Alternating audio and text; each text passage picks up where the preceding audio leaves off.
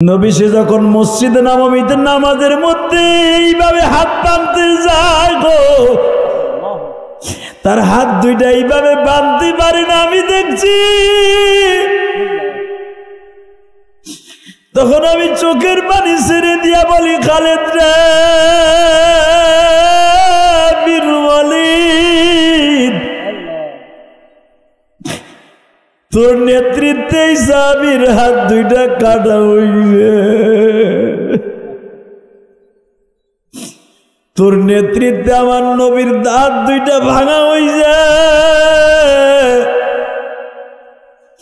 প্রথম যখন মুসলমান বিজয় লাভ করে তখন তুই খালেদ ইচ্ছা করলে চলে যাইতে পারতি, তুই খালেদ প্রতিশোধ নেয়ার জন্য খালেদ বিন ওয়ালিদ উহুদ পাহাড়ের উপরে তুই খালেদ বিন ওয়ালিদ পালায়াছিলি। যখন দেখছর মুসলমান গনিমতের মাল টোকাইতে ব্যস্ত, তখন তুই খালেদ বিন ওয়ালিদের নেতৃত্বে আবার পাহাড় থেকে জাবায়া নামছর, জাবায়া নাইমা একটা দৌড় দিয়া বিশ্ব নবীর গালের উপরে এমন জোরে আক্রমণ করছ, আমার নবীর গর্তের মধ্যে লাথি দিয়ে ফেলে দিছ, নবীর গর্তের মধ্যে ফেলাইয়া দিয়া বড় বড় তরবারি দিয়ে এমন জোরে আঘাত করছ, নবীর হেলমেটের রড এখান দিয়া ডুইকা এখান দিয়ে বের করে দিছ। নবী আমার এখনো হাড্ডি চাবাইয়া খাইতে পারে না খালেদ বিন ওয়ালিদ। নবীরে দেখছি গোশত খাইতে গেলে নবী হাড্ডি চাবাইতে পারে না। তুই খালিদ বিন ওয়ালিদ যদি দ্বিতীয়বারে আক্রমণ না করতে, আমার নবীর দান দান মুবারক শহীদ হইত না, নবীর কলিজার টুকরা চাচা আমিন হামজা শহীদ হইত না।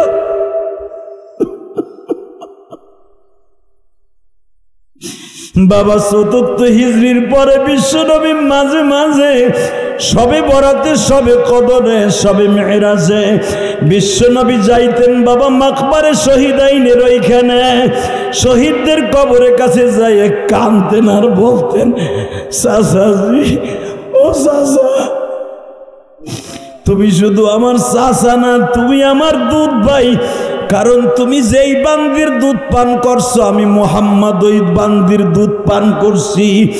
চাচা তুমি ভাতিজারে রাইখা উহুদের পাশে ঘুমায় আছো, চাচা মক্কায় বাবার আদর তুমি আমারে দিছো, এই মুহাম্মদ কাউরে বাপ বলে ডাকতে পারে নাই, আরে বাপ জান নাই গো বাজার। অনেকের বাড়ি রংপুর, দিনাজপুর, কুড়িগ্রাম এখানে আছে বাবা, ময়মনসিংহ, কিশোরগঞ্জ, চাঁদপুর, অনেক ভাই কিশোরগঞ্জের আছো। ও বাজান যখন বাড়ির থেকে এই শহর থেকে নরসিংদী শহর থেকে চাকরি করিয়া বাড়িতে যাইয়া ডাক দিতাম, গো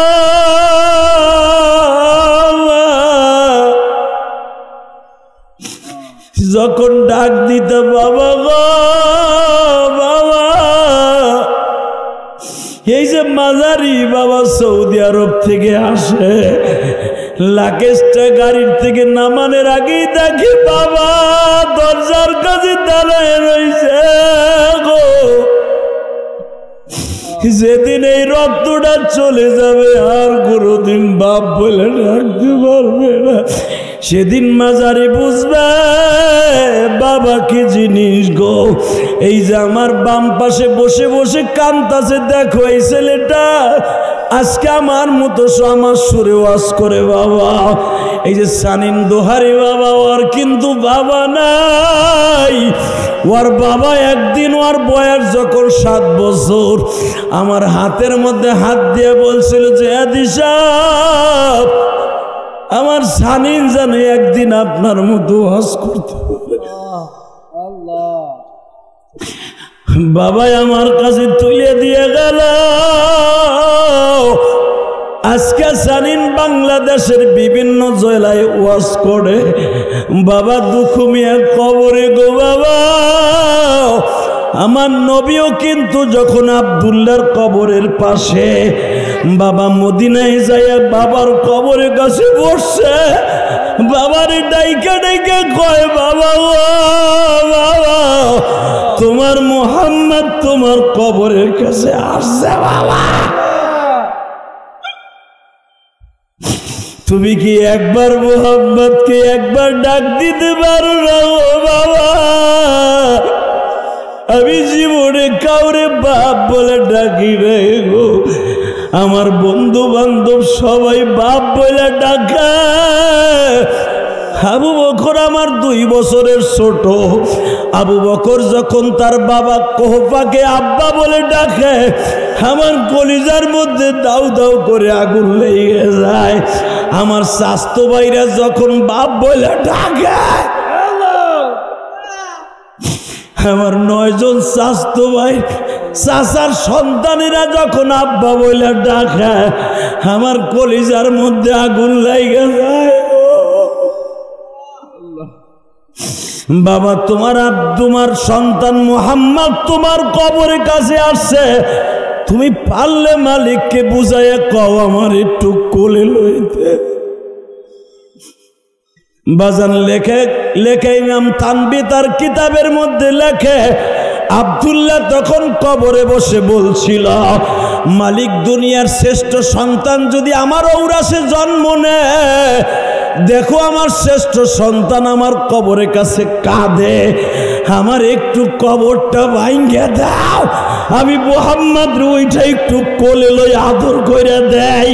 ওবাজান এই হাদিসের দ্বারা পাওয়া যায়, কোন ইতিম যখন বাবার কবরের কাছে দাঁড়াইয়া বাপ বলে চিৎকার মাইরে ডাক দেয়, বাবায় কবরে বসে ডাক দিয়ে বলে, মালিক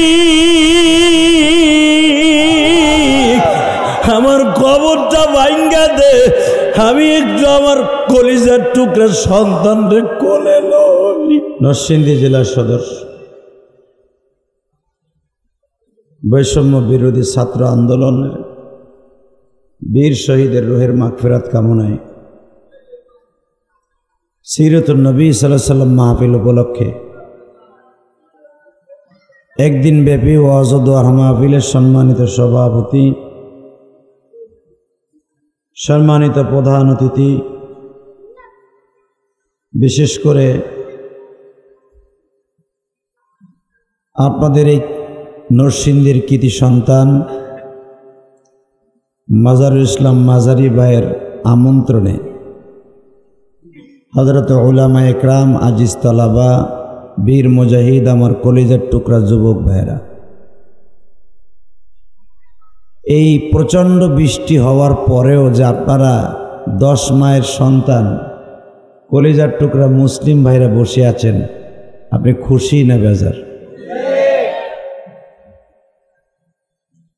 আসলে আমি কল্পনাও করতে পারতেছি না, এখনো আমি বুঝতে পারতেছি না যে এত বৃষ্টির ভিতরেও আপনারা বসে আছেন। এটা একমাত্র রব্বে কারিমের ফজল ও করম ছাড়া আপনি বসে থাকেন নাই। কথা ঠিক না বেঠিক?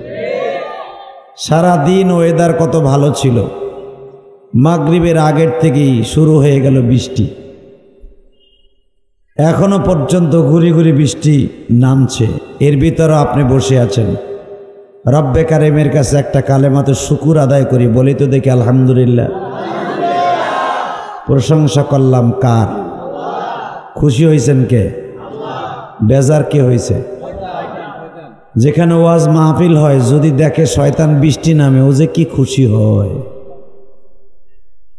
ইবলিস শয়তান এত খুশি হয়, ও মনে করে হাজার হাজার মানুষ এখানে আসতো, এরা তো আর আসতে পারবে না।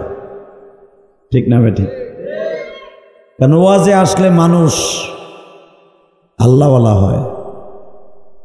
হালাকে বাংলাদেশে দেখবেন পূজা ঠিকই চলতেছে, ওয়াজের ভিতরে বাধা। কথা কন না কেন? আজকে আমার এক বন্ধুবর টাঙ্গাইল থেকে ফোন দিল এখানে আসার পরে, হ্যার মাহফিল আজকে ছিল, বলে ভাই পূজার কারণে আমার মাহফিল বন্ধ করে দিছে। আমাদের আফসোস, যেই ছাত্ররা আন্দোলন করে শহীদ হলো, এই নরসিংদী জেলার মধ্যে মনে হয় 24 জন না কতজন শহীদ হয়েছে? 24 জন। বাংলাদেশের ভিতরে নরসিংদী জেলায় এমন একটা ঐতিহাসিক ঘটনা ঘটাইছে যেটা বাংলাদেশের স্বাধীনতার পরে কেউ সাহস পায় নাই। তাহলে বোঝা গেছে নরসিংদীর মানুষের কলিজা 1.5 হাত লম্বা। এরা জেলের তালা ভাঙ্গা কয়েকশো, কত 826 জন লোকরে আপনারা লয়ে গেছেন। তাহলে বোঝা গেল আপনারা এত শক্তিশালী। আমার মনে হয় জ্বরের চাইতেও বেশি শক্তিশালী আপনারা। আল্লাহ পাকের শুকর যে ছাত্র বৈষম্য আন্দোলনে আল্লাহ যারা শহীদ হয়েছে তাদেরকে আপনি মাফ করে দেন। আল্লাহ এদের মনে কোনো আশা ছিল না, আল্লাহ এদের মনে কোনো আশা ছিল না, ক্ষমতার কোনো লোভ ছিল না, ওদের বৈষম্যতা দূর করার জন্য। কারণ রাজাকারদের ছেলেরাই কি মুক্তিযোদ্ধার ছেলেরাই তারা অগ্রাধিকার পাবে, আর আমরা যারা আছি পাবো না। এটাকে দূর করার জন্য, সামাজিক বৈষম্যতা দূর করার জন্য এরা আন্দোলন করেছিল। কিন্তু আন্দোলন করে আজকে ওরা কবরে চলে গেছে। আল্লাহ ওদেরকে আপনি শাহাদাতের মর্যাদা দান করেন। জোরে কেন আমিন, আরো জোরে বলেন আমিন। আপনাকে মন খারাপ, একটা পাখার ব্যবস্থা করেন। মনটা ভালো আছে তো? যে আল্লাহ আপনাকে আমাকে বৃষ্টির বিরুদ্ধে ওয়াজ শোনার এবং ওয়াজ করার মতো যোগ্যতা দান করেছেন, ওই আল্লাহর প্রশংসা করে শেষ করা যাবে না, ঠিক না ভাই? ঠিক। তবে আমি জানি আপনারা এমনই মায়ের সন্তান যেই মা আপনাকে হয়তো পেটে রেখে তাসবিহ পড়েছিল, যেই মা আপনাকে পেটে রেখে মনে হয় কোরআন শরীফ তেলাওয়াত করেছিল। তা না হলে প্রচণ্ড বৃষ্টির ভিতরে আপনারা এই মাহফিলে বসে থাকতেন না। কারণ মাজারুল ইসলাম মাজারে আপনাদেরকে এখানে খাবারের কোনো ব্যবস্থা করে নাই, একমাত্র জান্নাতের খাবারে আশায় বসে আছেন। বলেন তো দেখি আলহামদুলিল্লাহ, বলেন তো আল্লাহু আকবার। মুসলমানের সবচেয়ে বড় ভিটামিন শব্দটার নাম হলো আল্লাহু আকবার। আসলে আমাদের কাছে যদি আমরা দুনিয়ায়, বিশেষ করে বাংলাদেশের মানুষ লাভ না দেখলে লাভ দেয় না। এই যে আওয়ামী লীগ সরকার ক্ষমতায় ছিল, যখন তাকে প্রতিদিন প্রতি রাত্রে ডে নাইটে 500 করে নোট দিত, অনেক নেতার পিছনে ঘুরছে। কথা আসতে করলে বোবা হয়ে মরবেন, ঠিক না বেটি? 500 করে নোট দিছে, শেখ মুজিবুর রহমানের ছবিওয়ালা নেতার পিছনে ঘুরছে। দেখেন আজকের নেতারাও পালানো, কর্মীরাও পালানো। আর আমরা যারা দুনিয়ার কোনো নেতার পিছনে ঘুরি নাই, বিশ্ব মানবতার শান্তির দূত নবী মুহাম্মদ নেতার পিছনে আমরা ঘুরেছি। নবীর বিরুদ্ধে কথা বললেই অগ্নিগিরির মতো ঝাঁপায়া পড়েছি। আমার নবীকে গালি দিলে ওর বিরুদ্ধে আন্দোলনের ডাক দেওয়ার সাথে সাথে রাস্তায় নেমে গিয়েছে। এদের কোনো ভয় নাই, ঠিক না বেটি? এই যে আমরা ওলামা ইকরাম যারা মাঠে আছি এখনো, বাংলাদেশের অনেক আলেমদেরকে নিরপরাধ হিসাবে জেলখানায় ঢুকাইছিল হাসিনা সরকার, ঢুকাইছিল না? এদের টিটু টিপে, এদের কণ্ঠনালীকে টিপে ধরে কোরআনের কথাগুলোকে চিরতরে স্তব্ধ করে দেওয়ার জন্য পাইতারা চালাইছিল, পারে নাই, ঠিক না বেটি? আলেমদের সাথে যারাই লড়বে ওরাই মরবে। আইজ হোক আর কাল হোক, মরতে হবে হবে হবে, কোনো সন্দেহ নাই। মোদী সরকারকে বলবো, আপনি বিশ্ব মানবতার শান্তির দূত নবী মুহাম্মদকে আপনার একজন পরোহি, ওই আকাডা আমার নবীর চরিত্র নিয়ে কথা বলেছে, ওরে অ্যারেস্ট করছেন। আমরা বাংলাদেশ নয়, সারা পৃথিবীর মুসলমান খুশি হয়েছে। ওরে তাড়াতাড়ি ফাঁসির কাস্টে ঝুলান। কি ওর ফাঁসি হোক? আপনারা চান না? সবাই চান? কে কে চান? আল্লাহকে হাত দুটো উঠে দেখায় দেন।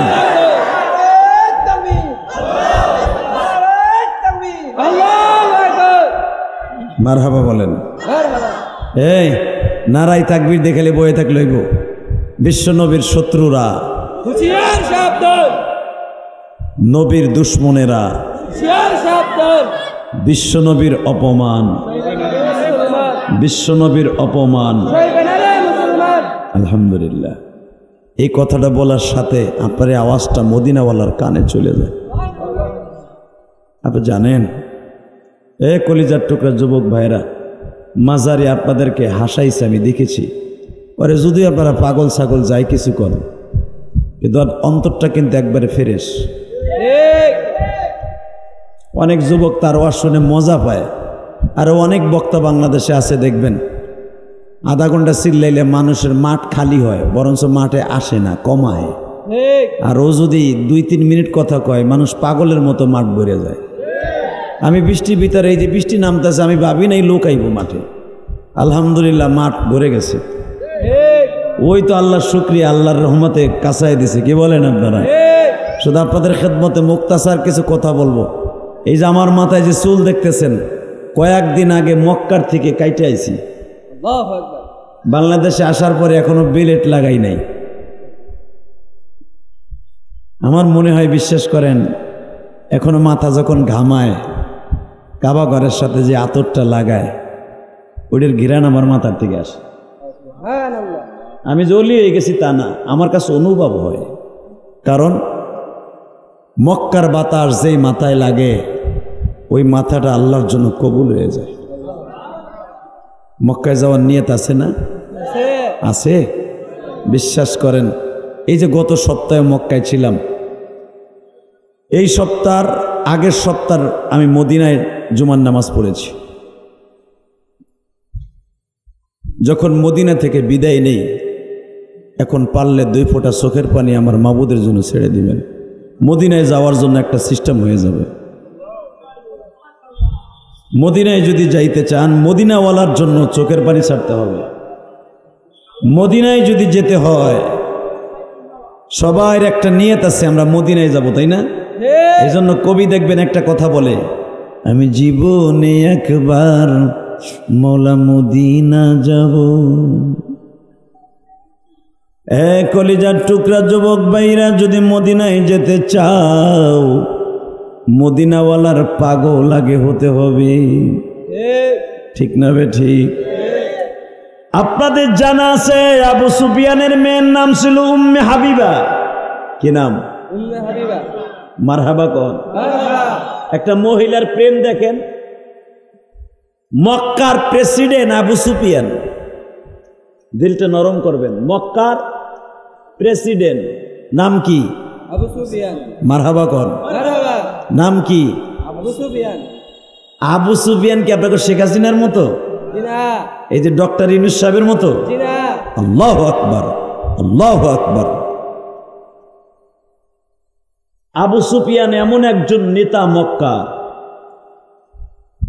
যে আবু সুফিয়ান জান্নাতি, যাকে আমার বিশ্বনবী বলেছেন আবু সুফিয়ানের জান্নাত আর আমার জান্নাত পাশাপাশি থাকবে। আবু সুফিয়ান দেখেন নবীর সাথে তাতবিক কি, নবীর সাথে তাআল্লুক কি। 1 নম্বরে আবু সুফিয়ান হলেন আমার বিশ্বনবীর 1 নম্বর শত্রু ছিলেন। ইসলাম কবুল করার পরে আমার নবী কাবা ঘরের সামনে দাঁড়ায়া বলে দিলেন, এই টল ফিগারওয়ালা মানুষটা, এই সিপসিপে চেহারার মানুষটা, আমার জান্নাত আর আবু সুফিয়ানের জান্নাত পাশাপাশি থাকবে। তারা অমানুষ থেকে মানুষ হয়ে জান্নাতের সার্টিফিকেট পায়, আর আমি মুসলমানের ঘরে জন্ম নিয়া আমি জাহান্নামে যাওয়ার জন্য টিকিট কেটে ফেলাই। কথা বলেন না কেন? মুসলমানের বলে এমন কথা মুখ দিয়ে বাইর করে, সাথে সাথে ইমান তো যায়, জাহান্নামের দরজা অর্জন অজীব হয়ে যায়। এমনও লোকেই নরসিংদীর বুকে আছে, দেখবেন ইমামরে গালি দেয়, মা বোন তুলে গালি দেয়, আলেমদেরকে গালি দেয়, আছে না নাই? আলেমদেরকে গালি দিলে তোমার কপাল ভালো হবে না, বরঞ্চ আলেমের সাথে তাআল্লুক থাকলে তোমার জন্য জান্নাত অজীব হবে। মান আকরামা আলিমান কাআন্নামা আকরামানি, যে আলেমকে সম্মান করলো, বিশ্বনবী বলে সে আমাকে সম্মান করলো। মান হাব্বা আলিমান কাআন্নামা হাব্বানি, যে আলেমকে সম্মান করলে সে আমি নবীরে সম্মান করলো। সুবহানাল্লাহ বললেন না? আলেমের সাথে সম্পর্ক রাখলে লাভ না লস? হ্যাঁ লাভ।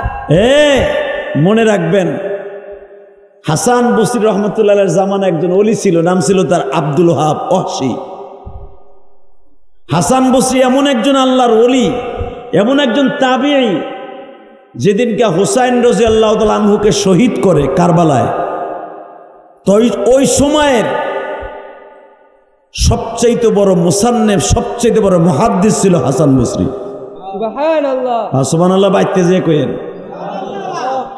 এই হাসান বসরি এত বড় একজন, বসরায় তার বাড়ি, যেইখানে হুসাইনকে শহীদ করে কারবালা প্রান্তরে, ওখান থেকে বেশি দূরে নয় বসরা। যখন হাসান বসরির কানে খবর গেল যে হুসাইনকে কারবালায় শহীদ করা হয়েছে, এমনভাবে নির্মমভাবে শহীদ করা হয়েছে, পৃথিবীর কোনো মানুষকে ভাবে হত্যা করা হয় না। হাসান বসরির কানে যখন খবর গেল যে এজিদ সেনারা হুসাইনের মাথাকে উটের পিছনে বেঁধে বালুকার ময়দান দিয়ে টানতেছিল, তখন হাসান বসরি কাঁদতেছিল আর বলতেছিল, তোমরা চিনো না, আমি হয়তো রসুলকে দেখি নাই, আমার যৌবনকালের কথা বলছি, আমি রসুলকে দেখি নাই, তবে তোমরা যারা হুসাইনের সাথে বেয়াদবি করেছো, আমি হাসান বললাম, আমি হুসাইনের বড় ভাইয়ের নামে, আমার নাম হাসান, আমি বললাম যারা হুসাইনের সাথে বেয়াদবি করেছো, হাসানের নানার সামনে তোমরা দাঁড়াইতে পারবে না। আপনারা জানেন পৃথিবীর এমন কোনো শহীদ নাই তার সাথে এরকম বেয়াদবি করা হয়, এদিচ্ছন্ন যেইভাবে হুসাইনের সাথে বেয়াদবি করা হয়েছিল। শুধু এখানেই শেষ না, হুসাইনকে যেখানে দাফন করা হয়েছে, এখানে তারা উট দিয়া, ঘোড়া দিয়া, এমনভাবে পাড়ায়া ওই কবরস্থানটাকে, কারণ এক জায়গায় তো 82 জন মুসলমানকে কবরস্থ করা হয়েছিল। হ্যাঁ, 82 জন মুসলমানকে এক জায়গায় কবরস্থ করা হয়েছিল, কিন্তু মুসলমান ভাইরা তাদের কবরগুলো যেন কেউ জীবনে চিনতে না পারে, এই জন্য ঘোড়ার খুরা দিয়া এমনভাবে কবরগুলোকে নিস্তানাবোধ করে দেওয়া হয়েছিল। তারা মনে মনে ভেবেছিল এই কবরগুলো আর কোনোদিন তালাশ করে পাবে না। হালাকে যদি আপনি কোনোদিন ইরাকে সফর করেন, ফালুজা শহর থেকে আপনি যখন যাবেন সে কারবালায় এখনো পর্যন্ত সেই 82টা কবর এখনো পড়ে আছে।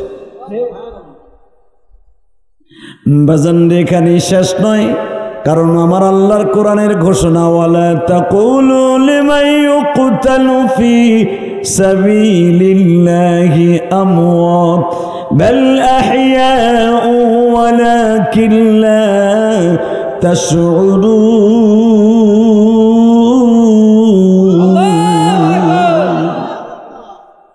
দিন কায়েমের জন্য যারা শহীদ হবে এদেরকে তোমরা মৃত্যু বলবে না। কথাটা কার?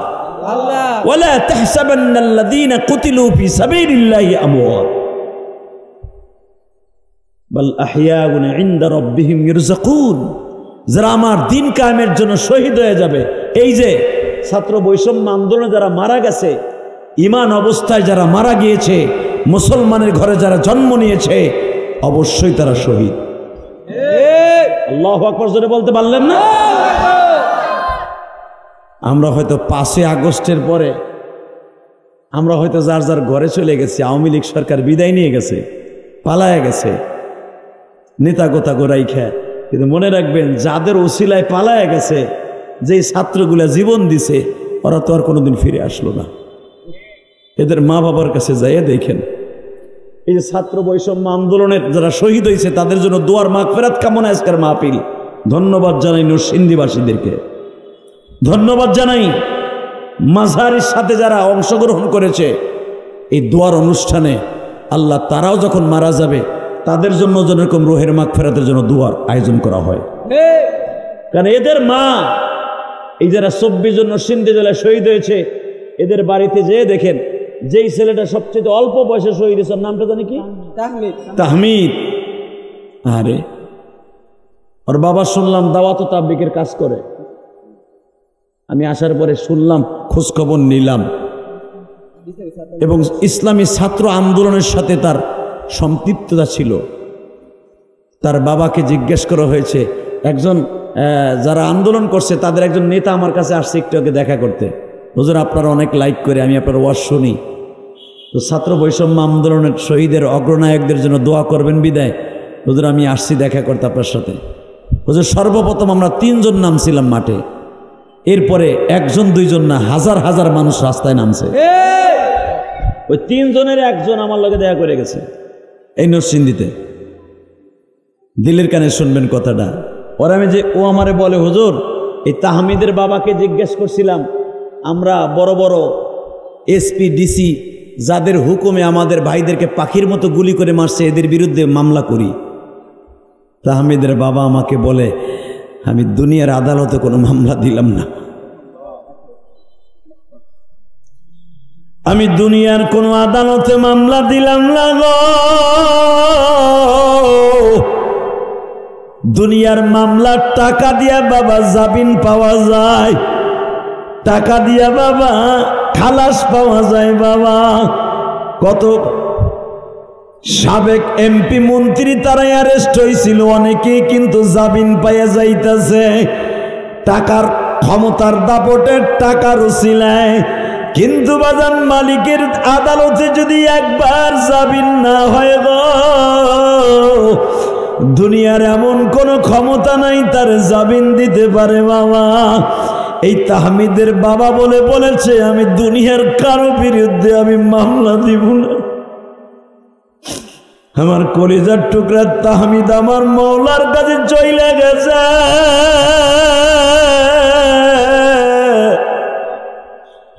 দুনিয়ার কোন সরকারের কাছে, আমি তত্ত্বাবধায়ক সরকারের কাছে আমি কোনো মামলা দিব না, আমি বিশ্ব সরকারের কাছে মামলা দিয়ে রাখছি, আমার সন্তানের বিচার তিনি করবেন। বাবা ওই ছাত্রর মুখে শুনে আমার মনের মধ্যে এমন লাগছে, এই বাবার অন্তরে কত ব্যথা চেপে আছে।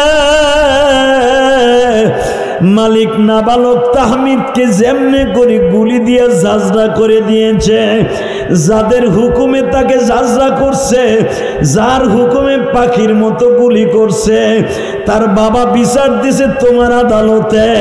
ও মালিক বিচারের রায় তুমি দিও,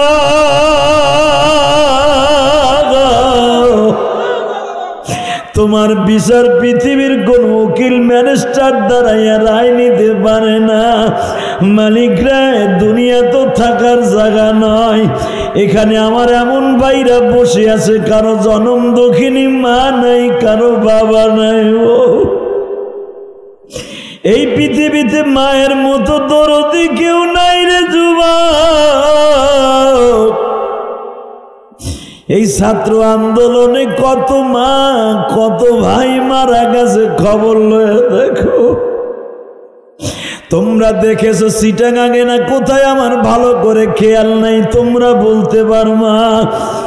এক মা তার সন্তানরে দুধ খাওয়াইতেছিল, বাবারে বিমান থেকে গুলি করা হয়েছে, মায়ের কপালে লাইগা মাও শেষ, ছেলেও শেষ। কথা কন না কেন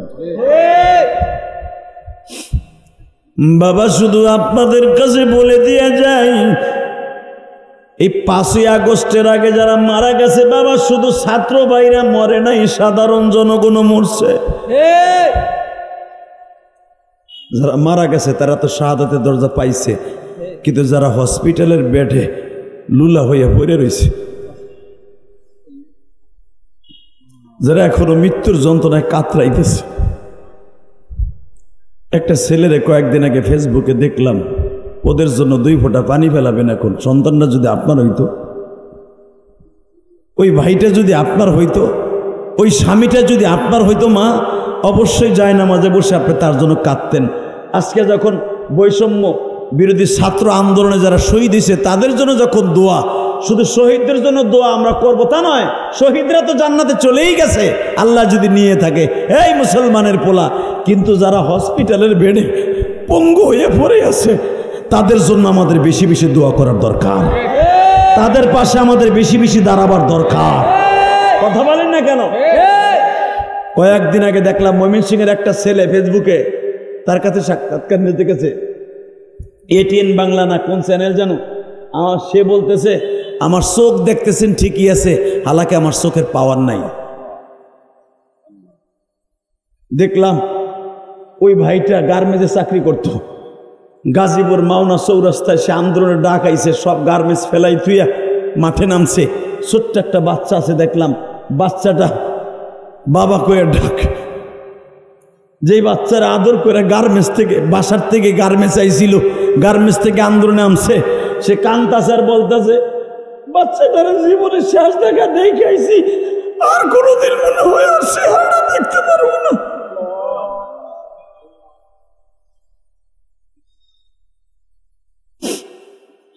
আমার ভাইরা যারা হসপিটালের বেডে মৃত্যুর সাথে কষ্ট করতেছে বাবা, মালিকরা এইরকম কত ময়মনসিংহের ছেলেদের বুকের মধ্যে গুলি, কত ভাইরা পঙ্গু হয়ে এখনো পর্যন্ত পড়ে আছে। আমি মাননীয় সরকারকে বলবো, যারা আমার 5 তারিখের আগে শহীদ হয়ে গেছে তাদের তো আল্লাহ দেখে রাখবেন, কিন্তু যারা এখন হসপিটালের বেডে আছে তাদেরকে আমাদের দেখার দরকার আছে। এই সমস্ত বীর সেনানীদেরকে তাদের খোঁজ খবর নেওয়ার আমাদের দরকার আছে। আমি সমস্ত ছাত্র সমাজ ভাইদেরকে বলবো, প্রত্যেকটা আন্দোলনকারী যারা হসপিটালে অসুস্থ হয়ে পড়ে আছে, বাসায় টাকার অভাবে ট্রিটমেন্ট করতে পারে না, এদের পাশে দাঁড়াবে আমাদের জন্য এখন অজীব হয়ে গেছে। কি দরকার আছে না নাই? তার জ্বলন্ত প্রমাণ আমি আপনাদেরকে দিয়ে দিই। বিশ্বনবীর জামানায় উহুদ পাহাড়ে 70 জন সাহাবী শহীদ হয়েছে। কয়জন? জোরে কন, আরো জোরে। 70 জন সাহাবী শহীদ হয়েছে। 70 জন সাহাবী শহীদ হয়েছে, আরো প্রায় 70 জনের উপরে অসুস্থ হয়েছে। তার ভিতরে বুখারীতে আসছে, উল্লেখযোগ্য যাদের নাম আমি এখন নেব, আপনি আল্লাহু আকবার বলবেন। তার ভিতরে আমার নবীর কলিজার টুকরা জামাতা, আমার নবীর কলিজার টুকরা হাসান হুসাইনের বাবা হযরত আলীর গায়ে 82টার উপরে বল্লমের আঘাত, তরবারির আঘাত ছিল। 82টা যদি আঘাত থাকে, কাতরা বুঝেন? ওই যে গিরাঙ্গঞ্জে যে টেডা দিয়ে মারামারি করেন না, এই টেডার কোপ, ধরা কোপ। কেমনে ধরার কোপ আমি আপনাদের বুঝাই দিই, এখন কানবেন। যারা আলীর জন্য 2 ফোঁটা পানি আসবে। আমি যখন এই বছর কয়েকদিন আগে, 1 সপ্তাহ আগে, আমি বাংলাদেশে আসার 1 দিন আগে উহুদের মাঠে গেছিলাম। আমার সাথে 41 জন হাজী ছিল। আমি যখন বললাম ওই যে ঘুমায় আছে আমির হামজা, ওই যে ঘুমায় আছে কবরটা, কারণ মাকবারে শহীদাইন যেখানে 70 জন সাহাবী শোয়া, এখানে মাত্র 3টা কবরে আলামত পাওয়া যায়। মুহাদ্দিসগণ লেখেন একটা কবর হলো আমির হামজার, আর একটা কবর হলো মুসাইব বিন উমাইরের, আর একটা কবর হলো হানজালার। মারহাবা বললেন না? আমি দেখবো আশেকে রাসূল কয়জন আছে। আশেকে রাসূল খালি ওই যে 5 কেজি মিষ্টি কিনা হুজুরে 50টা বগেরে দিয়া ইয়া নেবকে শীত একাইত হুইয়া বইয়া, গরম সুন্নি, ঢিলা সুন্নি, অর্ধেক সুন্নি, সুন্নির ঘরে সুন্নি। মিজানুর আজহারি ডাকছে, ওকে ডাক, বদমাইশ ওহেনতে আইয়া ওহেনে কালেমা বলি না, বাইতে কালেমা বরস। তুই যদি কালেমা পড়ে থাকস, তওবা করে থাকস, তোর বউ তো গেছে গা, বউরে বিয়ে করছিস নি? কথা কন না কেন? জোরে কন। আর বউরে বিয়ে করতে এই দাম করে বিয়ে করতে পারবি না, ওটা ইদ্যত পালন করার লাগবো। এই মুসলমানের পোলা ভালো করে বুঝেন, ওরা যদি মনে করে এই যে গেছিল, যেটা মিজানুর আজহারির ডাকে গেছিল না, কয়টা আমার হাসি আসে, হাসি। এরা কি খাইয়া মুক্তি হয়েছে আল্লাহ জানে। আবার আজহারি দাবি করে, নাম আমি বলবো না। মিজানুর আজহারি ডাক দিছে, গেছে। কে মিজানুর আজহারি কি কাফের নাকি? আস্তে কথা বলে লুলয় তোকে ডাকছে ভালার লাইগা। গরম শুননি, অর্ধেক শুনি, মিডিয়া শুনি, হুইয়া শুনি, কাইতে শুননি, পায়খানা শুননি, শুননি ডাকছে, গেছো। কথা কন না কেন? আলেমই তো ডাকছে। আর মিজানুর আজহারি কি ফেলাই দে আলেম?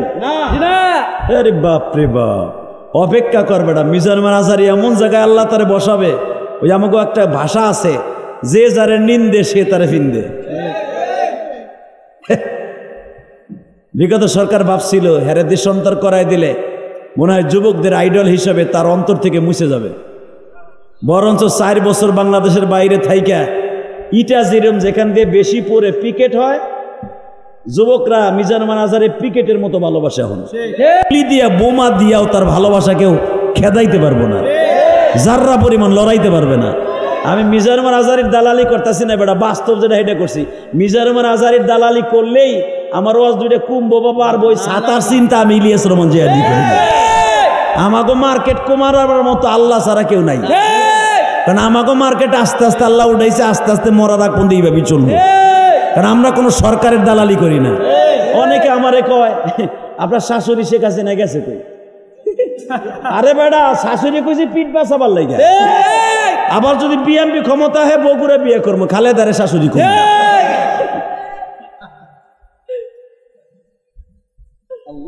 কতক্ষণ আলেম ওলামা সবাই যদি ভিতরে থাকে তাহলে হক কথা কইব কে? এই বেটা আমি যদি শেখ হাসিনার দলই করতাম, বাংলাদেশের সবচাইতে যদি বরাবাস আর আইক্যালাবাস দিয়ে থাকে আওয়ামী লীগ রে, একমাত্র আমি গুনাহগার দিছি। কথা কন না কেন? মামুল হক যখন জেলখানায় ছিল সবচেয়ে বেশি বুলেটিন মাঠে আমি মারছি। যখন কোনো গরম সুন্নি মাইটে সুন্নি হুইয়া সুন্নি কাইনে সুন্নি কোন সুন্নি কথা কইতে সাহস পায় না, সবাই সরকারের দালালি করছে, তখন আমি মারছি আইক্যালাবাস। আর আমি জানি হক কথা যারা বলে আল্লাহ তাদেরকে হেফাজত করে, এটা আমার জানা আছে আলহামদুলিল্লাহ বলেন। এরপর আমারে কস ভাই ক আল্লাহ তো কইতে দিছে ক। তো মিজানুর আজহারি ডাকছে আল্লাহর বান্দা, এই লোকটার আমার খুব ভাল লাগে, কারণ আছে তো এই লোকটার প্রতি আল্লাহর রহমত আছে, কথা কন না কেন? এবং ওর ভিতরে এলেম আছে। ভাই মতনৈক্য থাকতে পারে, অনেক সময় কথা উল্টা পাল্টা আমারও হয় না? আমার কথাও কিন্তু অনেক হয়, টান হয়ে যায় মুখ থেকে। ওইরকম অনেক মাসলা মাসাইল ভাবে মিজানুর আজহারি অনেক কথা বলে ফেলেছিলেন এক সময়, এখন কিন্তু দেখবেন সে কথা বলে অনেক চিন্তা ভাবনা করে কথা বলে। তখন বয়স কম ছিল, এখন একটু বয়স বাড়ছে, এখন অ্যানালাইজ করে চিন্তা ভাবনা করে তাহকিক করে তারপরে কোরআন হাদিসের কথা বলবে। তো গরম সুন্নি করে নিচে দাওয়াত দিয়ে তো শু করবে না মিজানুর আজহারি তোর মতো নাফিতরে নিচে। তুই আইয়া তো বাও করলি আবার কালেমাও বললি, তাও লাইফে আইয়া কোটি কোটি মানুষের সামনে আস্তাগফিরুল্লাহ। তাতে কি বুঝলো মানুষে? যে আলেম উলামার ভিতরে মারামারি লাগছে। ভাইরে আমি তোমাদেরকে বলবো এগুলো বাদ দাও, এখন আমাদের ঐক্যর সময় হয়ে আসছে আলহামদুলিল্লাহ বলেন। আমাদের এখন ঐক্যের সময়। বাতিলের বিরুদ্ধে ইসলাম বিরোধী, কোরআন বিরোধী, হাদিস বিরোধী, আলেম বিরোধী যেই সমস্ত নাস্তিক বেঈমানেরা আলেম ওলামার বিরুদ্ধে কথা বলেছে, ওদের বিরুদ্ধে বজ্রমুষ্টি ধারণ করার সময় এখন আমাদের চলে এসেছে।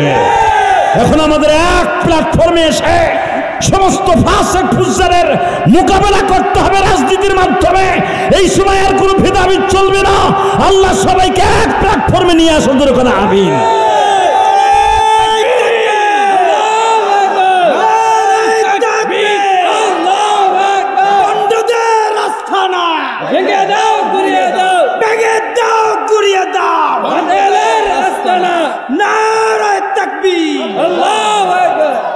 আলহামদুলিল্লাহ কন। হ্যাঁ আর মাত্র 5 মিনিট কথা কম। আইতে থাক আর আমি যাইতে থাক। আলহামদুলিল্লাহ বলেন। এই যে রাস্তায় যারা দাঁড়ায় আছো, তোমাকে কি শহীদদের জন্য তো কি দোয়া করতে মন চায় না? ভিতরে আয়া পড়ো, এই যে কটা চেয়ার খালি আছে আয়া পড়ো। আলহামদুলিল্লাহ বলো, আসো। পাগনি ওই যে বাইকনা বলে আয়া পড়ছে, আহো মামারে লয়ে আহো। আল্লাহ কবুল করুন, জোরে কোন আমিন। তো আমার সাথে বলেন তো দেখি, সমস্ত আলেম ওলামা এক হয়ে যাক, জোরে কোন আমিন। খালি আলেম না, এ ভাই আওয়ামী লীগ দেখছেন না? 17 বছরে দেখলেন, নাঙ্গলও দেখছেন চাষ কেমনে দেয়, হ্যাঁ? এরপরে ধান বুনাইছেন, গোলায় উঠাইছেন, আলহামদুলিল্লাহ ওটাও দেখছেন, সবাই রে দেখা আছে। একবার একটু হুজুরকে নিয়ে দেখেন না, দেখেন নাই চান্দুরা করে কি, নিয়ত তো নাই। আবার যখন ইলেকশনের টাইম আইব, তোর মোল্লারা কি করবো? আপনি কি জানেন মোল্লাদের ভিতরে আল্লাহ এমন জ্ঞান দান করেছেন, মোল্লাদের কথায় মানুষের চোখের পানি আসে, মোল্লাদের কথায় মানুষ ভালো হয়ে যায়। এই যে দেখেন মানুষ চরমোনায় যায়, আহারে 3 দিনের বয়ানে ডাকাইত ডাকাইত নিজাম খুনির মতো ডাকাইত অলির মতো হইয়া আসে। 40 দিনের চিল্লায় যায়, আলেম ওলামার বয়ান শুনে কাকরাইলে 3 দিনের বয়ানে টুঙ্গির ইস্তেমায় আল্লাহর অলির মতো হয়ে যায়। এইটারে আবার ডাকাতি শুরু করছিল ওই যে সাদ এক গ্রুপ আছে না, জি হ্যাঁ, বন্ডার এক গ্রুপ। এইটা এই গ্রুপ আবার খুব ভয়ঙ্কর, কথা বলেন না কেন?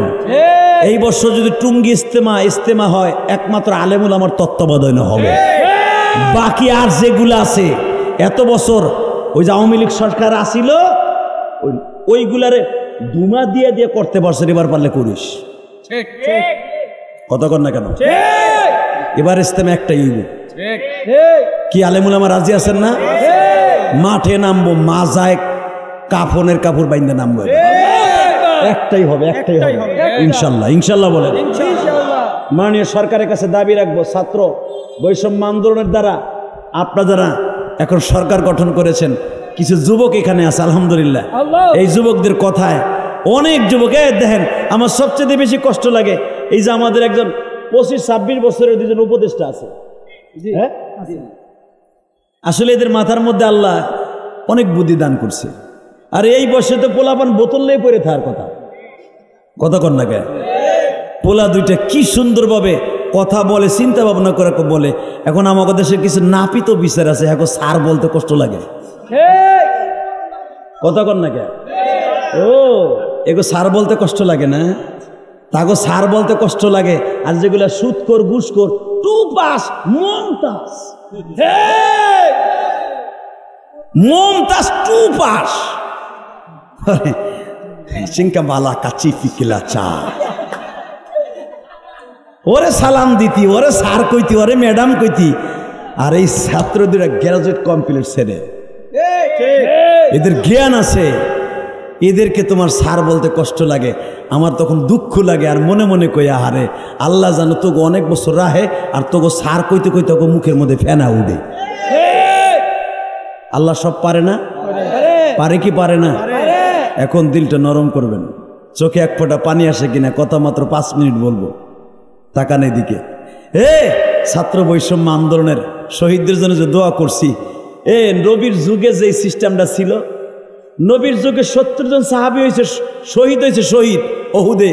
আর 70 জনের উপরে ইনজুরি হয়েছে, কারো হাত নাই, হাত দুটা নাই, কোপ দিছে, কেটে গেছে। খালেদ বিন ওলীদ যখন ইসলাম কবুল করে, আপনারা জানেন ওহুদের যুদ্ধের পরে খালেদ বিন ওলীদ যেই সাহাবীদেরকে কোবাইয়া হাত পাও কেটে দিয়েছিল, এই খালেদ বিন ওলীদ বিশ্বনবীর সামনে দাঁড়ায়া হাত জোর করে বলে, ইয়া রাসূলুল্লাহ আমার এই হাত দুটো আপনি কোবাইয়া কেটে দেন। নবী বলেন কেন? বলে ইয়া রাসূলুল্লাহ আমার জানা মতে আমি খালেদ 2 হাত দিয়া কোবাইছি। কোরবানির গরু যেমনে জবাই দেওয়ার পরে যেমনে 2 হাত দিয়া কুড়াল দিয়া কোবায় গোশত বানায়, আমি এইভাবে উহুদের মাঠে কোবাইছি। আমার কোবানির কারণে হয়তো অনেক সাহাবী এখনো বেঁচে আছে, তার 2টা হাত নাই। অনেক সাহাবী আছে হয়তো 2টা পাও নাই, আমি খালেদের হাত 2টা এখনো ভালো আছে। নবী ওই মানুষটাই জানে যার হাত নাই, সে হাতের মর্মটা জানে। যার চোখ নাই সে বুঝে চোখের মর্ম কি। আমি খালেদ দেখেছি ওহুদের মাঠে একজন সাহাবী বেঁচে আছে, তার হাত 2টা নাই। নবী সে যখন মসজিদে নববীতে নামাজের মধ্যে এইভাবে হাত টানতে যায় গো, তার হাত 2টা এইভাবে বাঁধতে পারে না, আমি দেখছি। তখন আমি চোখের পানি ছেড়ে দিয়া বলি, খালেদ রে বীর ওয়ালিদ, তোর নেতৃত্বে সাহাবীর হাত 2টা কাটা হইবে, তোর নেতৃত্বে আমার নবীর দাঁত 2টা ভাঙা হইছে।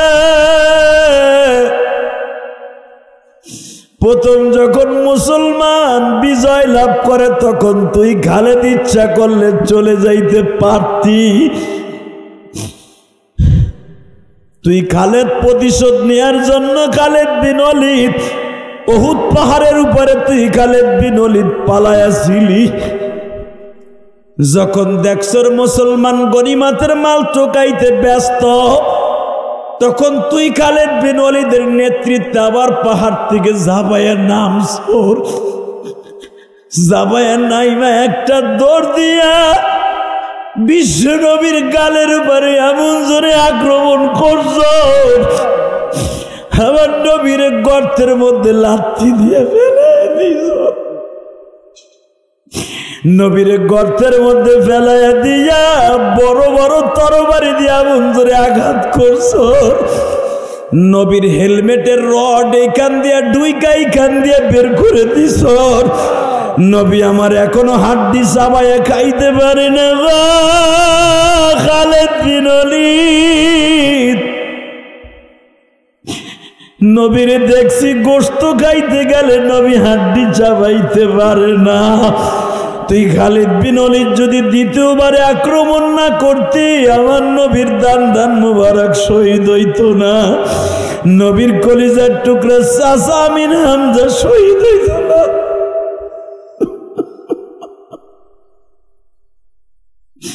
বাবা চতুর্থ হিজরির পরে বিশ্ব নবী মাঝে মাঝে সবে বরাতে, সবে কদরে, সবে মেরাজে বিশ্ব নবী যাইতেন বাবা মাকবারে শহীদাইনের ওইখানে শহীদদের কবরের কাছে যাই কাঁদতেন আর বলতেন, চাচাজি ও চাচা, তুমি শুধু আমার চাচা না, তুমি আমার দুধ ভাই। কারণ তুমি যেই বান্দির দুধ পান করছো আমি মুহাম্মদ ওই বান্দির দুধ পান করছি। চাচা তুমি ভাতিজারে রাইখা ওদের পাশে ঘুমায় আছো। চাচা মক্কায় বাবার আদর তুমি আমারে দিছো, এই মুহাম্মদ কাউরে বাপ বলে ডাকতে পারে নাই। আরে বাপ জান নাই গো বাজার। অনেকের বাড়ি রংপুর, দিনাজপুর, কুড়িগ্রাম এখানে আছে বাবা। ময়মনসিংহ, কিশোরগঞ্জ, চাঁদপুর অনেক ভাই কিশোরগঞ্জের আস। ও বাজান যখন বাড়ির থেকে এই শহর থেকে নরসিংদী শহর থেকে চাকরি করিয়া বাড়িতে যাইয়া ডাক দিতাম, মাগো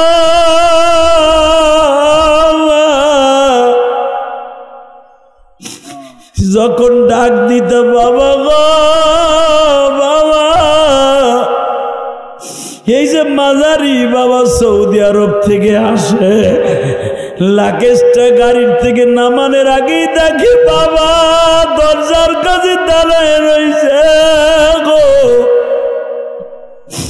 যেদিন এই রক্তটা চলে যাবে আর কোনোদিন বাপ বলে ডাকতে পারবে না, সেদিন মাজারে বুঝবে বাবা কি জিনিস গো।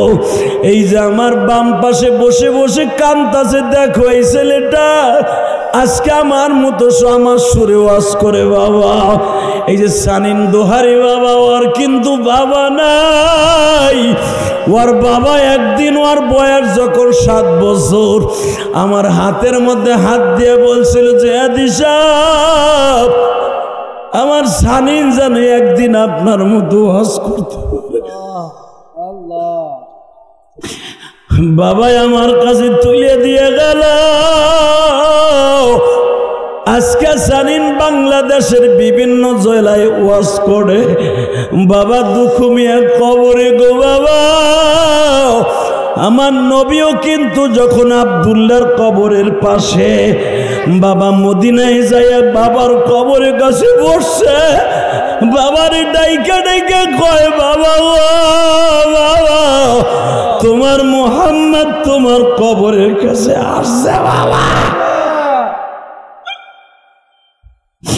তুমি কি একবার মুহাম্মদকে একবার ডাক দিতে পারো না ও বাবা?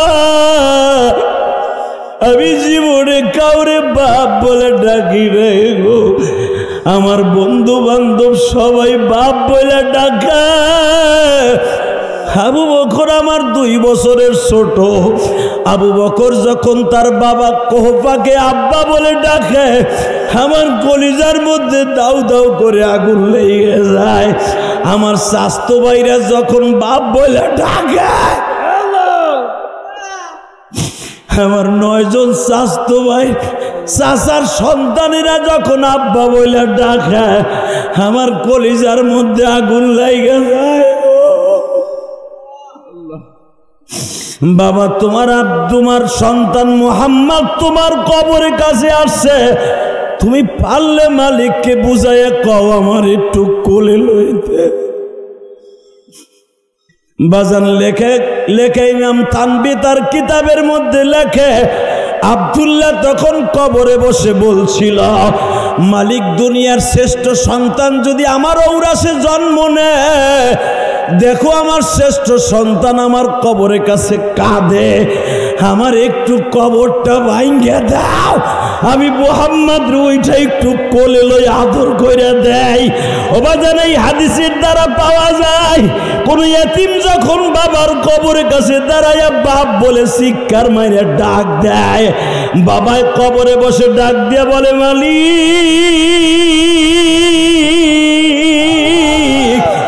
আমার কবরটা ভাঙ্গা দে, আমি একটু আমার কলিজার টুকরা সন্তানরে কোলে লই। আল্লাহ দেখো আমার ভাই কান্দে, এই ময়দানে কার বাবা নাই কার মা নাই গো, আর এই জমিনে মার মতো দরদি কেউ নাই গো মা। আমি জিহাদি কতবার মক্কা মদিনায় গেলাম, কাবা ঘরটা বুকে নিয়েই বলি মালিক রে আমার মায়ের মাফ করে দিবে,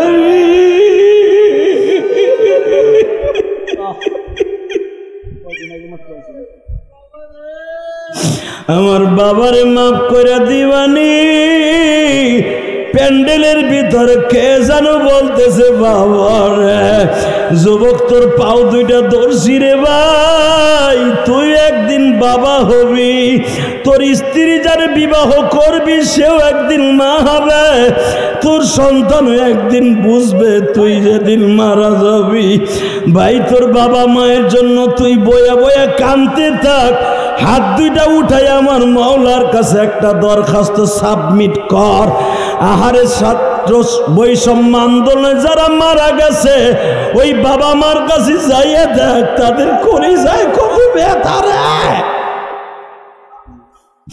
আমার মালিক রে দুইটা হাত বাড়ায় আমার আল্লাহর একটা জোরে আল্লাহ বলে ডাক দাও, ডাক দাও, ডাক দাও, ডাক দে যুবক, এই নরসিংদীর যুবক ডাক দে, জোরে একটা ডাক দে, ডাক দে ভাই, এই বৃষ্টির মধ্যে ডাক দে, মাওলারে দেখায়া দে। মাজারির ডাকে বৃষ্টি উপেক্ষা করে চলে আসছিল, ছাত্র আন্দোলনে যারা মারা গেছে আল্লাহ তাদের কবরটা জান্নাতের বাগান বানায় দিও। ভাই যাদের চোখের পানি পড়ছে এই বৃষ্টির মধ্যে ওয়েদারের মধ্যে বলে গেলাম তোদের কবরটা যেন জান্নাতের টুকরো হয়ে যায়।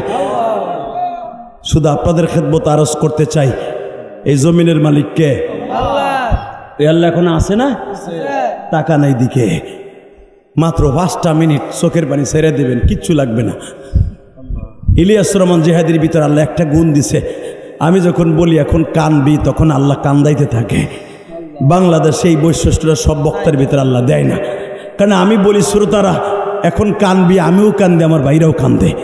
এই কান্দার কারিশমা পৃথিবীর কেউ পারে না। কে পারে? জোরে বলেন কে? কে? বক্তার কোনো ক্ষমতা নাই কান্দাবার, কান্দাবার কারিশমা কার? এই কুদরত কার?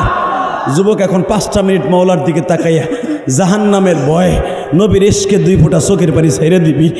কে কইছে তোর জাহান্নামের আগুন হারাম হবে না? কে কইছে তোর বাবা মারে মাফ করবে না? তুই বৃষ্টির মধ্যে যা চাবি তাই পাবি ইনশাল্লাহ। বলেন আরো জোরে কন। খালেদ বিন ওলীদ বলেন যারা 70 জন শহীদ হয়ে গেছে তারা তো গেছে, এ রাসূলুল্লাহ যাদের হাত পাও নাই। আমি খালেদ আমার জীবনের সমস্ত বেতন সমস্ত ইনকাম আমি ওই হাত পাও বিহীন ভাইদেরকে আমি দান করে দিলাম। মারহাবা বলতে পারেন না? তাহলে বোঝা গেল আন্দোলনে যুদ্ধের মাঠে যারা মারা যায় তারা তো আল্লাহর জান্নাতেই চলে যায় জিম্মাদারিতে, কিন্তু যারা পঙ্গু হইয়া ঘরে পঙ্গুত্ব বরণ করে তাদের পাশে আমাদের দাঁড়াবার সুন্নাত, ঠিক না বে ঠিক? তাদের পাশে দাঁড়াবার দরকার আছে না নাই?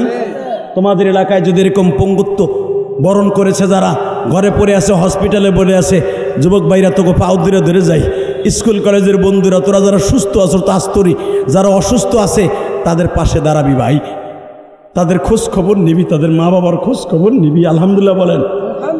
কয়েকদিন আগে আপনি আশ্চর্য হয়ে যাবেন, আমার বাসায় আমার কেরানীগঞ্জে একটা ছেলে পল্টনে আন্দোলনে যেদিন 5 তারিখ ও যাত্রাবাড়ি ছিল, ও কাজ করতো মাছের আওড়াতে। হে ভাই, ওর বাড়ি বরিশাল আমতলি। ও আন্দোলনে গেছে, যাইয়া 5 তারিখে ওর পায়ে গুলি লাগছে, পায়ের মেন রকটা গুলিতে উড়ে গেছে, আর পার মধ্যে এখনো গুলি। ট্রিটমেন্ট করার পয়সা নাই। আমার মাদ্রাসা এসে হুজুরের কাছে, হুজুর আমাকে কিছু পয়সা উড়াই দেন। তখন আমি বললাম যে বৈষম্য আন্দোলনের যে সমস্ত ছাত্র ভাইরা এখন তো ক্ষমতায়, তাদের কাছে গেছিলেন? হুজুর গেছিলাম, তারাও কিছু দিছে, আপনিও কিছু দেন। ভাই আমি যা পারছি, আমি গরিবানা হালাতে ভালোই একটা অঙ্ক দিছি। দেওয়ার সাথে সাথে আমার কি বলে জানেন? হুজুর এই টাকাটাই আমার জন্য বড় না, আমার ছেলেটা লেগে দোয়া করেন। আমার ছেলেটা লেগে দোয়া করে। আবু সাইদের মা বাবারা তো কতজনেই সাহায্য করতেছে, ঠিক না বেঠিক? করতেছে না? যে আর একজন ছেলে যে পানি পানি লাগবে, পানি মুগ্ধ তোরে যেন আল্লাহ জান্নাত দিয়ে মুগ্ধ করে দেয়। রোজে মাহাশারে 1 গ্লাস পানির জন্য মানুষ ছটফট করবে। ওই আন্দোলনে কিন্তু অনেক ছাত্র ভাইরা পানির জন্য ছটফট করেছে। ও পানি দিয়ে আজকে আল্লাহ তুমি ওর হাউজে কাউসারের ব্যবস্থা করে দিও। মুগ্ধর মা বাবার কথা শুনলে বুকটা বইরে যায়। মুগ্ধর ভাইটা সাক্ষাৎকার দিছে কয়েকদিন আগে, বলছে আমার ভাইকে যেন আল্লাহ জান্নাতের পানি দেয়। বুকটা ব্যথা হয়ে গেছে, কারণ মা বাবার ওয়াজ করতে গেলে, ছাত্র বৈষম্য আন্দোলনের শহীদদের কথা বলতে গেলে বুকটা ফেটে যায়। শুধু আপনাদের খেদমত আরজ করতে চাই, আমি ইলিয়াস রহমান জিহাদি 60 দিন ছিলাম মাঠে। আমি দেখেছি কি এই গরমের ভিতরে আন্দোলন করা কত কষ্ট। সরমনা শায়েকের সাথে 60 দিন ছিলাম বেটা। খালি ভাবো তোমরাই আন্দোলন করছো, আমরা হুজুরে ঘরে বইয়ে বইয়ে বুঝি খাবার খাইছি না বেটা, আমরাও মাঠে ছিলাম। আলহামদুলিল্লাহ বলতে পারেন না? আলহামদুলিল্লাহ। আমরাও চাইছিলাম একটা কিছু হোক, জালেমের বিচার হোক, আল্লাহ করেছে। অতএব আপনাদের কাছে একটাই দাবি থাকবে, ছাত্র বৈষম্য আন্দোলন করতে যে যারা শহীদ হয়েছে, আল্লাহ তাদেরকে আপনি মাফ করে দেন। আল্লাহ তাদের কবরটা জান্নাতের বাগান বানিয়ে দেন। যারা অসুস্থ আছে তাদেরকে সুস্থ বানিয়ে দেন। কথা আর দীর্ঘায়িত নয়, রাত এখন 11টা বাজে। শুধু একটা কথা বলবো, এই জমিন থাকার জায়গা না। মাঝারি আপনাদেরকে এত কষ্ট করে দাওয়াত দিয়ে নিয়ে আসছে, ওর একটা মুখ্য উদ্দেশ্য আছে না নাই? কি আপনারা তারা 500 টাকা দিবেন? আলহামদুলিল্লাহ বলতে পারলেন না? ও যদিও টাকা পয়সার কম আছে, কিন্তু ওর বুকটা কিন্তু সাহস দিয়ে ভরা আছে, আর কলিজা অনেক বড়। এই মাহফিলটা দেখতেছেন বৃষ্টির ভিতরে, লাখ টাকার উপরে খরচ ওর। আলহামদুলিল্লাহ বলেন না কেন? এই যে আমাদেরকে দাওয়াত দিয়ে খাওয়ানো, 1 2 আলেমরে খাওয়াই নাই, দুপুরের তা খাওয়ানো শুরু করছে, ড্যাক বিরিয়ানি বাইরে ইসার খাওয়াইছে, আরো বলে 1 ডাক আছে। আলহামদুলিল্লাহ সবাই আমি বলে যাই, দোয়া করেন ছেলেটার জন্য। আপনাদের এলাকারই সন্তান, ও তো আমার গোপালগঞ্জের সন্তান, ও তো নরসিংদীরই সন্তান। ওর জন্য দোয়া করেন, ও যেন দিনের খেদমত করতে পারে। যেরকম আমিন। তবে আমি স্বচক্ষে দেখছি, আগে ওরে আমি অনেক কিছু কইতাম, দৌড় বেড়া তোর পাগল সকল, আমি দাওয়াতে যাবো, কিন্তু ওরে মক্কা মদিনায় দেখছি, আর আমি ট্রাই করে দেখছি মক্কা মদিনায় ওর যে দাম। আরে মিয়া, এই যে উমরার থেকে আইলাম, আপনাকে যেগুলো আছে না সাবেক এমপি মন্ত্রী, অধিকাংশ চান্দু মক্কা মদিনায় ফেলাইছে। এখন নেতা গোতারা এখান ডলার পাঠায়, ওইখানে 5 স্টার হোটেলে খায়, নিচেও নামে না।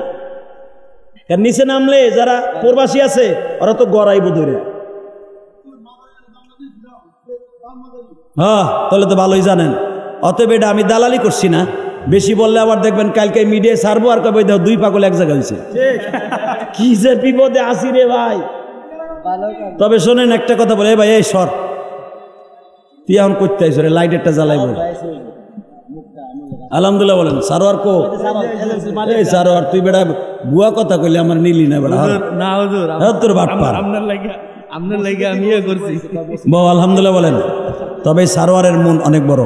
আর একটা কথা যেটা বলতে চাই, ওর মন যে বড় কোন দিক দিয়ে দেন, রসুলের রওজার পাশে বইয়া, রসুলের রওজার পাশে বইয়া আমার দেশে 300 রিয়াল, আব্দুল খালেক শরীয়তপুরের দেশে 200 রিয়াল, বাংলাদেশের 500 রিয়াল কত? 17,000 টাকা। বইয়ে রয়েছে ইফতারির আগে, আসরের পরে এক জায়গায় ইফতারির দাওয়াতে যাব আমরা 3জন 4জন মিলে, এক জায়গায় ইফতারির দাওয়াতে যাব। কথাটা বলছি খেয়াল করেন, আপনাকে নরসিংদীর বলা ও বট করে কয়ে জিয়াদি ভাই আমি আপনার আজকে কিছু হাদিয়া দিব। কি কয়? আপনারে 300, খালেক শরীয়তপুরের 200। তখন আমি বুঝলাম, শোনেন মক্কা মদিনায় কিন্তু কেউ টাকা দিয়ে সহযোগিতা করতে চায় না, করে না, এটা পকেটে থাকলেও করে না, খাওয়ায়ও না। কিন্তু আলহামদুলিল্লাহ ওর ওদিনকে দেখছি যে না, ও যাই কিছু করুক দিলটা আল্লাহ এবং আল্লাহ রসুলের জন্য কাঁদে। এবং মক্কা মদিনা ওরা অনেক অনেক বড় বড় আপার লেভেল থেকে নিয়ে নিচ পর্যন্ত ভালো বলে মোটামুটি দেখলাম কয়েক বছরে ভালো হাত করে ফেলছে। আলহামদুলিল্লাহ এইভাবেও খেদমত করুক দিনের, কিন্তু ব্যবসা না করুক, এমন ব্যবসা না করুক যে এই ব্যবসায় জাহান্নামের দিকে নিয়ে যায়। আপনাদেরই সন্তান আর কিছু না করুক। আমি ইলিয়াস রহমান জিহাদি যেটা না পারছি সেটা ও পারছে। যদি কোন কেমনে, ও বছরের ভিতরে 6-7 মাস মক্কা মদিনায় থাকে। আমি তো পারি না, আমি বক্তা পারি না, অতএব আমি শিল্পপতি পারি না। ইচ্ছা করলে মক্কা মদিনায় যে তুমি থাকতে পারবা না। আরে তো আল্লাহ ওইভাবে কবুল করছে। কথা বলেন না কেন? যেই দেশে আমার নবী জন্ম নিছে, যেই দেশে আবু বকর জন্ম নিছে, ওই জায়গায় বছর পড়ে থাকা এটা ভাগ্যের ব্যাপার। অতএব দোয়া করি আপনাদের এলাকার সন্তানও যখন দাওয়াত দিয়ে নিয়ে আসছে ওর জন্য দোয়া করে যাই, আল্লাহ যেন ওকে কবুল করে, জোর কেন আমিন। এবং সবচেয়ে বেশি কি জানেন, ও আমার মসজিদটা দেখতে গেছে। ভাই আমি একটা মসজিদ করছি 4 কোটি টাকা খরচ করে, দেখে আসবেন আমার মসজিদে। আমার মসজিদে আলহামদুলিল্লাহ বলেন। আব্বা মারা গেছে, দোয়া চাইছে দাদার লোকে মুক্তা হইতে রমজান ইফতারি পার্টি। হ্যাঁ উনি আব্বা তো মারা গেছে কয়দিন আগে, উনি আবার 2000 টাকা দিচ্ছে হুজুর আপনারা। মারহাবা। ঢাকাতে দূর হয়ে যাইছে। কই আমার ভাই? ও আমার মক্কায় অনেক সহযোগিতা করে, অনেক সম্মান করছে মক্কা মদিনায়। আল্লাহর ব্যবসায় তুমি বরকত দান করো। এই সারোয়ার ওর মায়ের জন্য বাবার জন্য অনেক কাঁদছে। আমি যতগুলা মাহফিল করছি ও খালি দোয়ার আগেই বলতো হুজুর আমার আব্বা লেগে দোয়া করেন, আমার আব্বা অসুস্থ, আব্বা মারা গেছে। আর এখন বুঝবি বাপ কি জিনিস, এখন বুঝবি বাপ কি জিনিস। অতএব দাদা ভাই, এই যে সারোয়ার যে আমার মসজিদ 2000 টাকা দিয়েছে, এটা আমারে দেয় নাই, কিন্তু এটা আমার মসজিদে দিছে। আর আমি এদের কাছে চাইও নাই। কথা বলেন না কেন? যেটা দেখবেন মনের থেকে সেটা 100 টাকা হোক, যে দিবে ওর দান ডাইরেক্ট কবুল হইব। আল্লাহ তাআলা সারোয়ারের বাবাকে মাফ করে দিক। এর বাবা অসুস্থ, এর মা অসুস্থ, আল্লাহ সুস্থ করুক, জোরে কোন আমিন। ওর মা গত বছর আপনার মসজিদে যা দিয়েছি এবারে দিলাম, আল্লাহ কবুল করুক, জোরে কোন আমিন। আল্লাহ তাআলা আপনি সবাইকে কবুল করেন। ভাই আমার মসজিদ 4 কোটি টাকা খরচ করছে, আলহামদুলিল্লাহ। দেখে আসবেন, 2 রাকাত নামাজ পড়ে আসবেন। একজন আলেম বাংলাদেশের নিজের অর্থায়নে আল্লাহর একটা ঘর করছি, দেখার মতো। আপনি দেখলে বুঝতে পারবেন এত সুন্দর আল্লাহ আমার দিয়ে করাইছে। কিচ্ছু চাই না, দোয়া চাই। আল্লাহ আমার এই মসজিদের যা কিছু আমি খরচা করছি ছাত্র বৈষম্য আন্দোলনের ছাত্রদের জন্য আমি তোমার কাছে সবর্দ করলাম। আমার এই মসজিদের খাতিরে ওদেরকে তুমি মাফ করে দিও। তুমি না কইছো যে মসজিদ বানাই দেবে, মান বানা লিল্লাহি মাসজিদান বানাল্লাহু লাহু বাইতান ফিল জান্নাহ, যে মসজিদ ঘর বানাই দেবে আমি আল্লাহ তাকে জান্নাতে ঘর বানাই দিব। আল্লাহ আমি এই ছাত্র বৈষম্য আন্দোলনে যারা মারা গেছে ওদের জন্য তোমার ঘরটা সবর্দ করলাম। তুমি ওদেরকে এই রসিলায় মাফ করে দিও ইনশাআল্লাহ তাআলা। যারা আমার মসজিদ না দেখে, একজন বক্তা মানুষ জালকাঠি, অত্যন্ত ওর কণ্ঠে আল্লাহ অনেক জাদু দিছে। আল্লাহর কণ্ঠকে আরো তারান্বিত করে দাও। এবং অনেক উলামা একরাম এখানে আছে, চোখের পানি ফেলছে আমি গুনাহগারের কথায়। আল্লাহ যেন তাদের সবার কণ্ঠকে সতেজ রাখে, সুস্থ রাখে। এই সারিনা সব দুহারি সবার জন্য দোয়া রইল, আপনাদের জন্য দোয়া রইল। বৃষ্টির মধ্যে আসেন তওবা করে আস্তাগফিরুল্লাহ। রব্বি মিন কুল্লি জামবেও আতুবু ইলাইহি লা হাওলা ওয়ালা কুওয়াতা ইল্লা বিল্লাহিল আলিয়্যিল আযীম লা ইলাহা ইল্লাল্লাহু মুহাম্মাদুর রাসূলুল্লাহ সাল্লাল্লাহু আলাইহি সাল্লাম। ইনশাআল্লাহ সবাই আমার জন্য দোয়া করেন, আমিও দোয়া করি। বেঁচে থাকলে আবার দেখা হবে ইনশাআল্লাহ। মাজারিতে আপনাকে দাওয়াত দিয়েছি জানুয়ারিতে যদি আবার মাহফিল করে আবার দেখা হবে ইনশাআল্লাহ। মরে গেলে দেখা হবে কিয়ামতের মাঠে। আল্লাহ যেন আমাদের সবাইকে একসাথে নাজাত দিয়ে দেয়, জোরে কোন আমিন। আমার মসজিদ না দেখে যারা দান করছেন, সেটা 10 টাকা হোক আর 100 টাকা হোক, আল্লাহ যেন সবাইকে মাফ করে দেয়। আমার পরে কেউ বেজান না তো? আল্লাহ আমার আলেম ভাইদেরকে আপনি মাফ করে দিয়েন। আল্লাহ যারা কারাবন্দী, অনেক আলেম এখনো ভিতরে আছে, বিশেষ করে মাদানীনগরের একজন আলেম ভিতরে আছে, এই 15-16 বছর ধরে আল্লাহর বান্দা ভিতরে। মাদানীনগর শিক্ষক কোন অপরাধে কোন জালিমে কেন যে তারা আটকায় রাখছে জানি না। আল্লাহ প্রত্যেকটা আলেম যারা ওই আয়না ঘর নামে শয়তানি ঘর নামে যারা অত্যাচারিত অতিষ্ঠ হয়েছিল, আল্লাহ তাদেরকে আপনি সেহাতে তাইয়্যিবা দান করেন। যারা কারাবন্দি আলেম ছিল আপনারা জানেন না, খবর লয়ে দেখেন, আমরা বক্তা আমরা জানি, তাদের চোখের পানি এখনো মুছে না, এখনো ঠিক মতো রুকু করতে পারে না। এই যে মামুনুল হক দেখেন মসজিদ নববীতে চেয়ারে বসে রয়েছে, তাকড়া যুবক ছিল মামুন। অতএব আপনি ভাইবেন না আলেমুল আমার নিয়ে ওখানে সুমা দিছে, এই মাজারিরে চোখ বাইন্দা বলে কয়দিন ওরে খালি ওই যে কাতি মাইসা কি কম চোখ বাইন্দা যে আপনি ফিডাইছে, আমার একদিন কয় ভাই এ তো লজ্জায় করে কন জানা আমারে কি কীট কলে কি যে পিটাইছে, এটা তো কারোর কাছে যারা মার খাইছে একজনের বাইরে কয় না, লজ্জায় কয় না। আল্লাহ যারা আলেমদেরকে অত্যাচার করছে, আলেমদের চোখের পানির কারণে এই জালিমের বিচার হয়েছে। ছাত্র বৈষম্য আন্দোলনে হয় নাই মিয়া, আলেমদের চোখের পানিতে হয়েছে। অতএব যে কোনো ওসিলায় আল্লাহ পাক আলেমদেরকে এক করে দিক, এবং অন্তত একবার হলো আলেমদের হাতে আল্লাহ একবার ক্ষমতা দিয়ে দেন। দেই না কি করে আলেমরা, কি বলেন? আল্লাহ সবাইকে কবুল করেন। আসেন জীবনের শেষ তওবা আস্তাগফিরুল্লাহ রব্বি মিন কুল্লি জামবি ওয়া আতুবু ইলাইহি লা হাওলা ওয়ালা কুওয়াতা ইল্লা বিল্লাহিল আলিয়্যিল আযীম। আমাদের দোয়া করে দেখুন কথা আছে। তোমার আব্বা কই? দোয়া করি। ওনার একটা ছেলে আছে মাহিম নাম না, মহিন, জহির মহিন, এরা মাশাল্লাহ হাজিদের অনেক খেদমত করে। আলহামদুলিল্লাহ ভাই, হাজিদের খেদমত করা তো সহজ না, আর হাজিদের খেদমতের বরকতে দেখবেন ওরাই নরসিংদীর ভিতরে একদিন আল্লাহ ওদেরকে অনেক উপরে নিয়ে যাবে। এরা তো আলেম না। আল্লাহ আরাফাতের বাবাকে তুমি মাফ করে দাও। সন্তানরা বাবাকে অনেক কাঁদছে, আল্লাহ সন্তানের চোখের পানি খাতিরে বাবার কবরটা জান্নাতের বাগান বানাই দিই। আমি যেরকম সারা জীবন মা কয়ে কাঁদলাম, যার মা নাই ও বুঝে মা কি জিনিস, যার বাবা নাই ও বুঝে বাবা কি জিনিস, যার সন্তান নাই সে বুঝে সন্তান কি জিনিস। সবাই ভালো থাকবেন, সুস্থ থাকবেন। কথার দ্বারা যদি কষ্ট পেয়ে থাকেন আল্লাহর রাস্তায় সবাই মাফ করে দিবেন। এই দুনিয়া থাকার জায়গা না, আইজ আছে কাল নাই, বাহাদুরি করে কোনো লাভ নাই। আমাদের সবচেয়ে বড় দোষ হয়ে গেছে ফেসবুকে কারে কি গালি দিবে এই চিন্তায় থাকি। এক হুজুর আর এক হুজুরের বিরুদ্ধে, এক পীর আর এক পীরের বিরুদ্ধে। তবে শোনেন, বাংলাদেশে হক্কানি উলামা একরাম কোনোদিন কোনো ফাসেক ফুজ্জারের সাথে আপোষ করে না।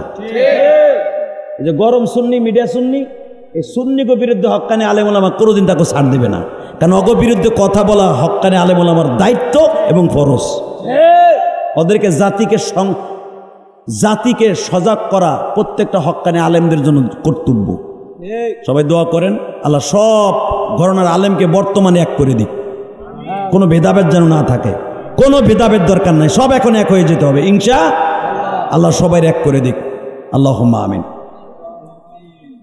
ربنا ظلمنا أنفسنا وإن لم تغفر لنا وترحمنا لنكونن من الخاسرين ربنا فاغفر لنا ذنوبنا وكفر عنا سيئاتنا وتوفنا مع الأبرار ربنا آتنا في الدنيا حسنة وفي الآخرة حسنة وقنا عذاب النار রব্বুল আলামিন।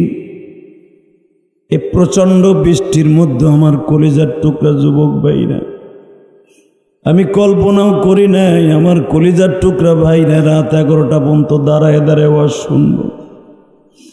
আল্লাহ এরা ইচ্ছা করলে বাসায় চলে যেতে পারত মালিক,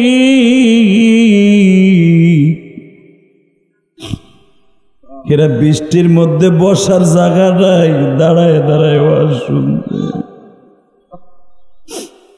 এদের মনে কার কি অসুবিধা আমি জানি না, কি জানি ছাত্র বৈষম্য আন্দোলনে কার যেন ভাই মারা গেছে, সন্তান মারা গেছে, কার যেন বন্ধু মারা গেছে, এই মাহফিলে বসে আছে, অথবা নরসিংদের জমিনে ঘরে বসে মা কাঁদতাছে সন্তানের কথা মনে করে। মালিক রে, আমাদের সকলের জীবনের গুনাহ মাফ করিয়া দাও। যাদেরকে নিয়ে হাত তুলেছি আমাদের মধ্যে কার জানু মা নাই গো, কার জানু বাবা নাই। বাসায় যাইয়া বাপ কয়া ডাক দিলে আব্বা বুকে টেনে নিত। মা খাবারের প্লেটটা হাতে দিয়া বলতো, বাবা তুই মনে হয় 2 দিন ধরে পেট ভরে খাস নাই। এখন বাসায় যাই,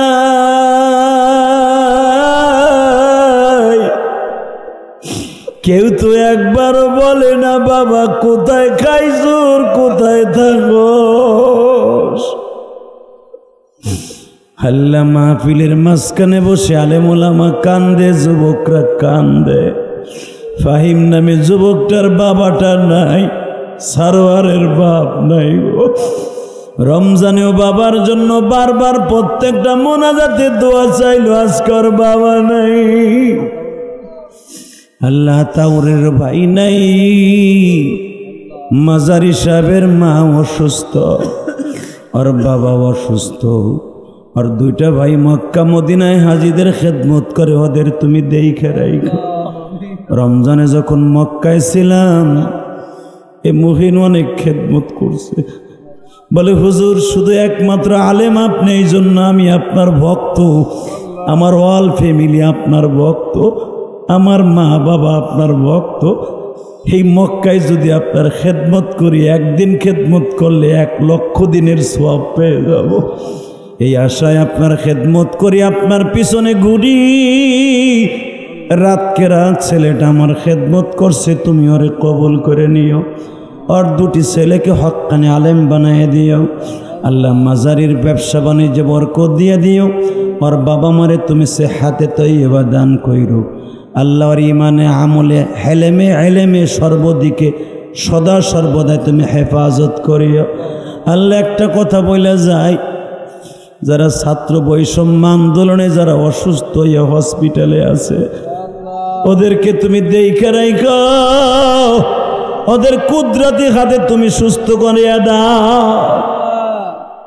আল্লাহ স্টেজ ওঠার আগে অনেক ছেলে আমারে দেখাইলো, হুজুর এখানে আমার গুলি লাগছে। অনেক ছেলে বলল এখানে আসার আগে, হুজুর আমিও আন্দোলনে গুলি খাইছি। আল্লাহ এমনি করে আরো যারা গুলি ভিতরে নিয়ে ঘুরতেছে, আল্লাহ তুমি তাদের মাফ করে দিও। আল্লাহ আল্লাহ যারা অসুস্থ হয়ে হসপিটালে বেডে পঙ্গুত্ব বরণ করছে, তাদেরকে তুমি সুস্থ করে দাও। আল্লাহ আল্লাহ যারা চলে গেছে কবরে, তাদের শাহাদাতের সুদা পান করায় দাও।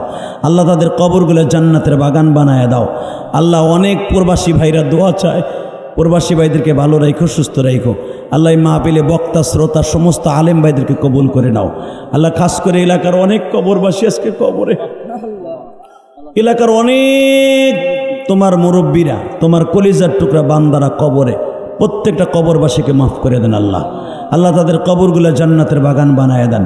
আল্লাহ মাজারের দাদা দাদি নানা নানি যারাই কবরে, তাদের সবাইকে মাফ করে দেন। আল্লাহ এই মাহফিলটা আপনি কিয়ামত পর্যন্ত কায়েম ও দায়েম রেখে দিয়েন। আল্লাহ যারা আমার মসজিদ না দেখে দান করছে, তাদের দানগুলো কবুল করে নেন। আল্লাহ সদা সর্বদা এদেরকে ভালো রাখবেন, সুস্থ রাখবেন। তোমার যেই বান্দিরা পাক করে খাওয়াইছে, তাদের হাতের মধ্যে বরকত দান করেন। আলেম ওলামারা সবাই খাওয়াইতেও পারে না, আলেমরা সবাই হাদিয়াও দিতে পারে না, সবার পকেটের টাকা মসজিদ মাসের দান হয় না। আল্লাহ মাজারির মাদ্রাসা তুমি কবুল করে নাও। ওর মাদ্রাসায় যারা দান করে সদা সর্বদাই ভালো রাখবা, সুস্থ রাখবা। আল্লাহ আমার মাদ্রাসায় 200-র উপরে ছাত্র, দ্রব্য মূল্যের যে দাম, মাদ্রাসা চালানো অনেক কষ্ট। বাংলাদেশে অনেক কওমি মাদ্রাসা চালানো কষ্ট হয়ে যাইতেছে। আল্লাহ তুমি কওমি মাদ্রাসাগুলো হেফাজত করো। আল্লাহ যেই মাদ্রাসা এতিমখানা আছে, বোর্ডিং আছে, লিল্লা বোর্ডিং, আল্লাহ ওই মাদ্রাসাগুলো আপনি হেফাজত করেন। আমাদের সবাইকে 2 হাত ভরে এতিমখানায় দান করার তৌফিক দান করেন। সাল্লাল্লাহু তাআলা আলা খায়রি খালকিহি মুহাম্মাদি ওয়া নূরি আরশি সাইয়্যিদিনা মাহুম বিরহমাতিহি।